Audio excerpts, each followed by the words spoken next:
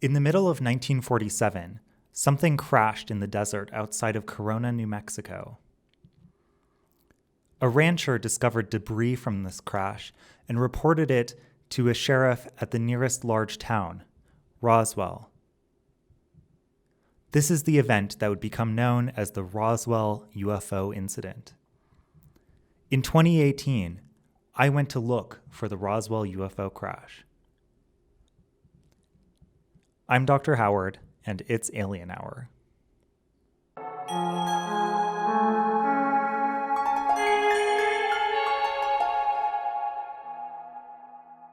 This is the first of a two-part special about my investigation of the Roswell crash site. In this episode, we'll be answering the question of where is the Roswell crash site? In the second part, we'll be looking at the question of what is the Roswell crash site? The first thing that it's important to know is that there are a number of different Roswell crash sites. Some of them have been invented for money-making purposes, and some of them vary based on whose story you want to believe.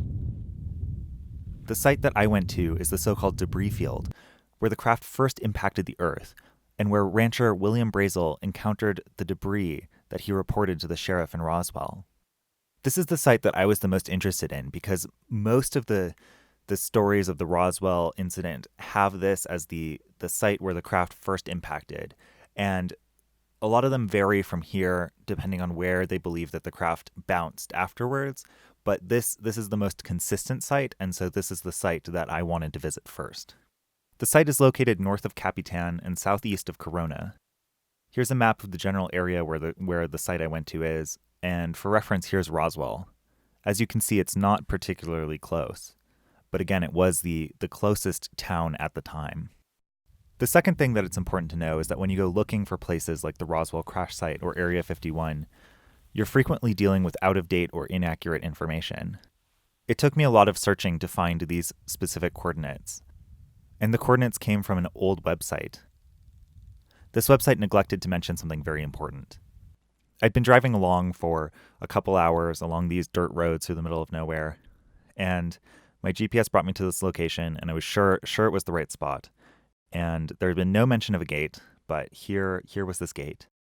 This is the life of a paranormal investigator. I stopped my car and got out, walked up to the gate. I stood there for what felt like 20 minutes, but was probably more like 5 or 7 minutes. During that time, I thought about the fact that I hadn't seen another car in the last half an hour. And during the time that I stood there, I continued to not see any cars drive up this dirt road in the middle of nowhere. I'd come all this way. I was here for Alien Hour. I was ready to do whatever it took. There wasn't a lock on the gate. There wasn't a no trespassing sign. So I opened it, drove through, ran back, closed the gate really quickly, got in my car, and drove as fast as I could up the road. Road is kind of the wrong word, though. It's really just 2 tire tracks going off into nothing. After another 5 minutes of driving, I started to worry that I had actually come to the wrong place and was now just trespassing. But then I came up over a hill and saw the monument that I'd seen pictures of off in the distance. I had found the Roswell UFO crash site. And when you get there, there's not a whole lot there. No shade, nothing. Just flat with some dips in the ground. But the landscape feels very spooky, and you can tell that something definitely happened there. There's a small sort of parking area by the monument, which is made up of a cairn and a plaque. And I want to read you the text on that plaque now. In July of the year 1947, a craft of unknown origin spread debris across this site. Witnesses would report materials of an unearthly nature. ...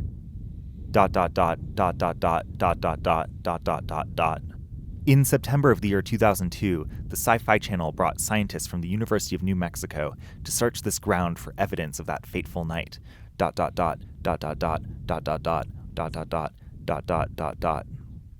Be it observed that whatever the true nature of what has respectfully become known as the Roswell incident, humankind has been forever drawn to the stars.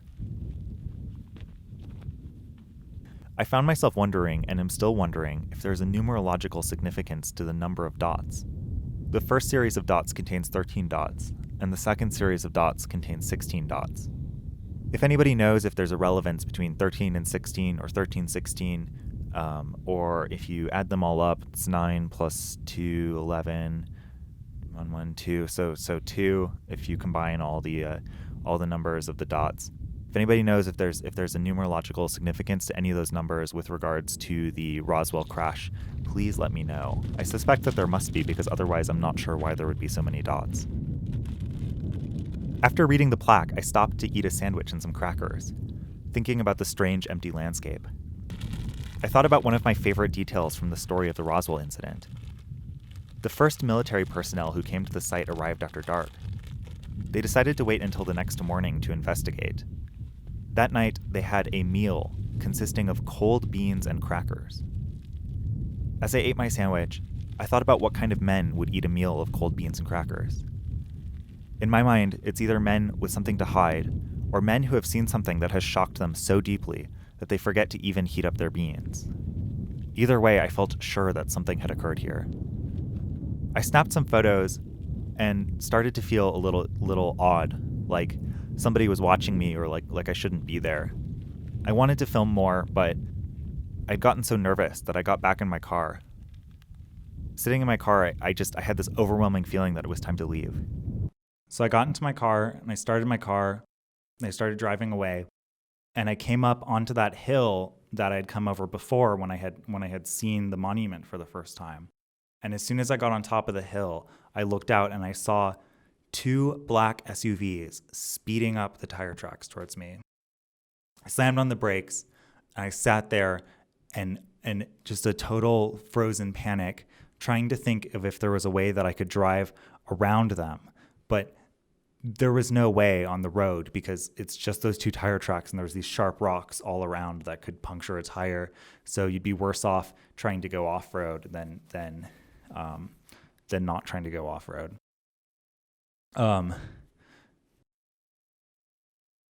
So I put my car into reverse, and I back to the monument because I don't know what else to do. And I get there, I lock my doors immediately. I don't know what difference I thought locking my doors was going to make, but I lock my doors, and I sit there, and I just feel just awful. Not even afraid as much as I just feel this awful inevitability, like everything that I've done, all of my investigations, going to Area 51, my stuff about reptilians, all of that they've been watching it, and that they've followed me out here because it's these 2 black SUVs. And I just know that I'm a goner. I'm just going to be disappeared to some government black site and never heard from again. So I'm sitting there. After a couple of minutes, the 2 SUVs come over the hill. So they park next to me. Immediately, a door swings open from one of them, and a guy jumps out, and he has an earpiece in, looking exactly like a man in black. And it's at this point, I just know that it's over. And he comes running over to my car, knocks on the window. I unlock it. I get out, because what else are you going to do? Just terrified. I get out and I stand up, and this guy looks at me and he asks, "Are you here from the BLM?" And I go, "What? No, No, I'm just I'm a UFO guy. I'm here because of the UFOs," which is a great answer for that question. But I didn't know what to do except to be honest at this point. And so he goes, "Oh, great. We were really worried you were here from the BLM, but that's great that you're out here for UFO stuff."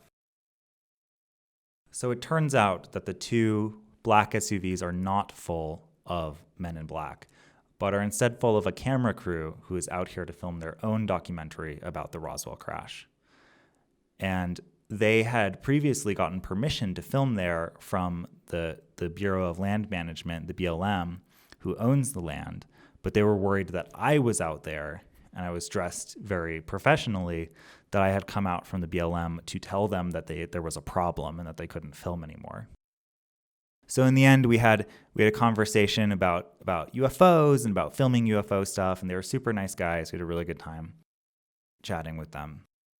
I learned from them that the land is BLM land, it's public land, and anybody is free to go out there. So that was pretty cool, and it turned out to be kind of a cool experience, instead of me being disappeared to a government black site, never to be heard from on Alien Hour again. So what have we learned about the location of the Roswell crash site? other than its coordinates and its sort of general location? Well, it's a lot closer to Corona than it is to Roswell. It's in the middle of a part of New Mexico that looks nothing like the rest of New Mexico. No mesas or mountains or arroyos or forests or sand dunes. Just weird flat grasslands and cows and nothing. It's in a part of the state surrounded by ghost towns and almost ghost towns. Forgotten except for a couple of odd visitors and a plaque installed by the Sci-Fi Channel. I love the desert and I try to see beauty in all landscapes. But it's kind of tough out here. Thank you for watching this episode of Alien Hour. If you enjoyed it, please subscribe and stay tuned for the second installment in this series about the Roswell Crash Site. And remember that together we will believe.